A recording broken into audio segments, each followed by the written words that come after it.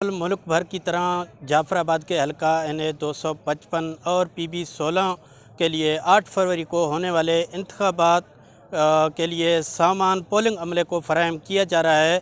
सामान की तरसील के वक़्त सिक्योरिटी के इंतहाई सख्त इंतज़ाम किए गए हैं। पुलिस के साथ FC को भी तैनात कर दिया गया है।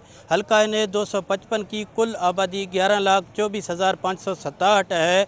अगर कुल वोटर की बात की जाए तो वोटर की तादाद 5,35,544 है, जिसमें 443 पोलिंग स्टेशन कायम कर दिए गए हैं। हलका NA 255 पर टोटल 46 उम्मीदवार मद्दे मुकाबल हैं। हलका NA 255 में 4 सूबाई असम्बली की नशस्तें हैं, जिसमें हलका PB 13 डेरा मुराद जमाली नसीराबाद है, PB 15 ज़िला सोबतपुर है, PB 16 डेरा अलयार जाफराबाद है और PB 17 उस्ता मोहम्मद है। मैं इस वक्त हलका PB 16 जाफराबाद में मौजूद हूँ। इस सूबाई असम्बली की नशस्त पर टोटल 33 उम्मीदवार मद्दे मुकाबल हैं। PB 16 के लिए टोटल 111 पोलिंग स्टेशन कायम कर दिए गए हैं।